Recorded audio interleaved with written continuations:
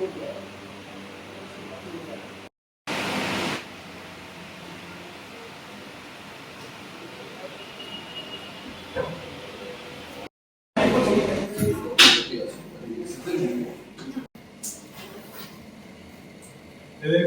সম্প্রীতিকে এটাকে দেখে নিতে বলবে, বুঝলে?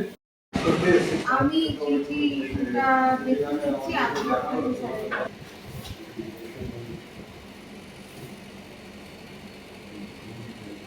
খবরে আপনাকে স্বাগত। আমরা দেখেছি যে নেতাজির মূর্তি ভাঙা হয়েছে, সেখানে দাঁড়িয়ে সরকার গঠনের আজকে 100 দিন পার। নেতাজিকে সম্মান জানিয়ে নেতাজির সেবা কেন্দ্র চালু করা হয়েছে, কি বলবেন? না না, মূর্তি কোথাও ভাঙা হয়েছে বলে এরকম কোনো খবর নেই। যেটা হয়েছে সেটা হচ্ছে ভোটের আগে নেতাজির একটি মূর্তি, সেটা সময়ের সঙ্গে সঙ্গে 81 নম্বর ওয়ার্ডে হয়তো, তো সেটা সময়ের সাথে সাথে সেটা ভঙ্গুর অবস্থায় ছিল এবং অযত্নে ছিল আগের সরকারের আমলে। তো আমরা ভোটের আগে সেটা দেখেছিলাম এবং সরকার গঠনের 100 দিনও সম্পূর্ণ হয়নি তার আগেই সেই মূর্তিটা রিপ্লেস করা হয়েছে এবং নতুন মূর্তি নেতাজির সেখানে প্রতিস্থাপন করা হয়েছে।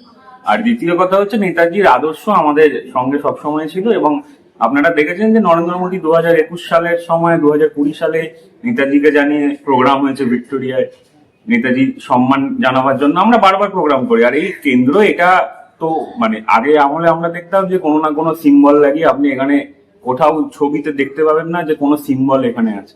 এটা সেবা কেন্দ্র, নেতাজির আদর্শকে পাথেয় করে আমাদের পথ চলা এবং এখানে সবাই পরিষেবা পাচ্ছে, প্রত্যেকে ধর্ম বর্ণ নির্বিশেষে প্রত্যেকে পরিষেবা।